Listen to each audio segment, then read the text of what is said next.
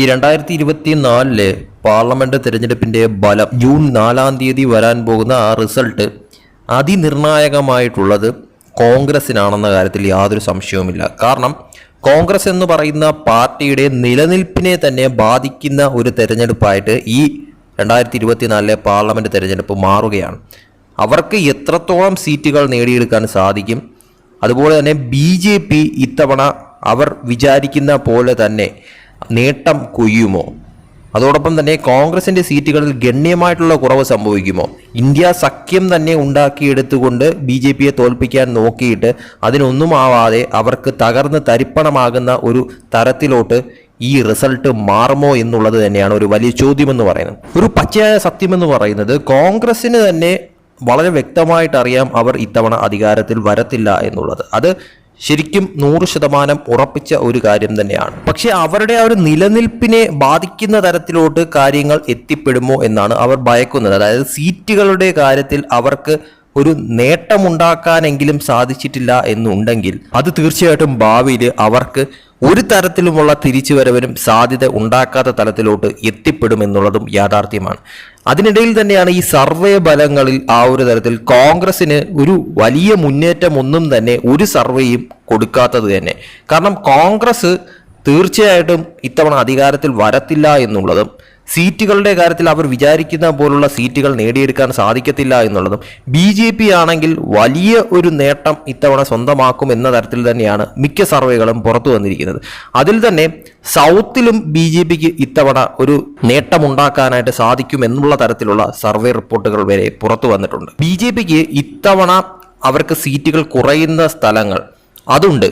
അങ്ങനെ ആ സ്ഥലങ്ങൾ ഈ സൗത്തിൽ നിന്നും ആ ഒരു തരത്തിൽ ഇത്തവണ ഒരു നേട്ടം ഉണ്ടാക്കിക്കൊണ്ട് അത് നികത്താനായിട്ടാണ് BJP ഉദ്ദേശിക്കുന്നത് തന്നെ. അത് തീർച്ചയായിട്ടും ഇത്തവണ പലയിടങ്ങളിലായിട്ട് അത് ബലവത്തായി നടക്കുമെന്നുള്ള തരത്തിലുള്ള റിപ്പോർട്ടുകളാണ് പുറത്തു വരുന്നത്. ന്യൂസ് ഒപ്പീനിയൻ പോളിന്റെ റിപ്പോർട്ട് പ്രകാരം BJP സൗത്തിൽ ഇത്തവണ 54 സീറ്റുകളോളം നേടുമെന്നുള്ളതാണ്. അതായത് ടോട്ടൽ 130 സീറ്റുകൾ ഉള്ളിടത്ത് 54 സീറ്റുകൾ NDAക്ക് കിട്ടുകയും അതോടൊപ്പം തന്നെ ഇന്ത്യ സഖ്യം 58 സീറ്റുകളാണ് നേടുന്നത്. YSRCP 7 സീറ്റുകൾ, അതേഴ്സ് 11 സീറ്റുകളാണ് പറഞ്ഞിരിക്കുന്നത്. ഇനിയിപ്പോൾ നേരെ മറിച്ച് ടോട്ടൽ സീറ്റ്സിന്റെ കാര്യത്തിലാണെങ്കിൽ ടോട്ടൽ സീറ്റിൽ BJP ഇത്തവണ 383 സീറ്റുകൾ നേടുമെന്നാണ് അവർ പറഞ്ഞിരിക്കുന്നത്. അതോടൊപ്പം തന്നെ ഇന്ത്യ സഖ്യം 109 സീറ്റുകളിൽ ഒതുങ്ങുമെന്നാണ് പറഞ്ഞിരിക്കുന്നത്. BJP ഒറ്റയ്ക്ക് 325 സീറ്റുകളും അല്ലാതെ NDA സഖ്യം 383 സീറ്റുകൾ വരെ നേടുമെന്നാണ് പറഞ്ഞിരിക്കുന്നത്. അതേഴ്സ് 51 സീറ്റുകൾ. അതായത് BJPക്ക് വലിയൊരു നേട്ടമാണ് അങ്ങനെയാണെങ്കിൽ സംഭവിക്കാനായിട്ട് പോകുന്നത്.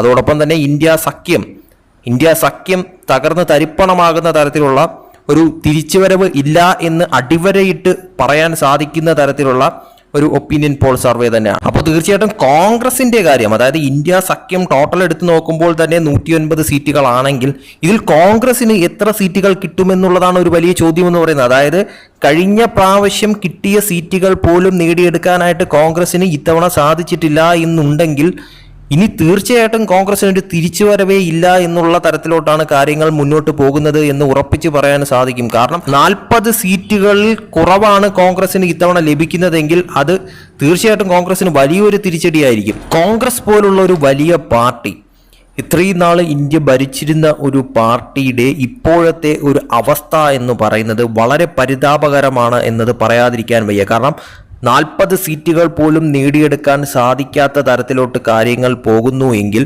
അത് തീർച്ചയായിട്ടും കോൺഗ്രസിനെ സംബന്ധിച്ചിടത്തോളം ഒരു വലിയ അഴിച്ചുപണി കോൺഗ്രസിൽ ഉണ്ടായില്ല എന്നുണ്ടെങ്കിൽ ഭാവിയിലും കോൺഗ്രസിന് ഒരു തിരിച്ചുവരവ് ഉണ്ടാകത്തില്ല എന്നുള്ളത് വളരെ വ്യക്തമായി പറയാൻ സാധിക്കുന്ന ഒരു കാര്യമായി മാറും. കാരണം BJP വളരെ വലിയ തോതിലാണ് അവർ ഓരോ ഇലക്ഷൻ കഴിയുന്തോറും അവരുടെ സീറ്റുകളുടെ എണ്ണം ആ ഒരു തരത്തിൽ വർദ്ധിക്കുന്നതും വോട്ട് ഷെയർ ആ ഒരു തരത്തിൽ ഉയരുന്നതും. അതേസമയം കോൺഗ്രസ് ആ ഒരു തരത്തിൽ താപ്പോട്ടാണ് പൊക്കോണ്ടിരിക്കുന്നത് എന്ന കാര്യം വ്യക്തമായി മനസ്സിലാക്കാൻ സാധിക്കുന്ന ഒരു കാര്യം തന്നെയാണ്. 10 കൊല്ലം കഴിഞ്ഞിട്ട് പോലും മോദിക്കെതിരെയോ അല്ലെങ്കിൽ BJPക്കെതിരെയോ അവർക്ക് ഒന്നും ചെയ്യാൻ സാധിക്കുന്നില്ല.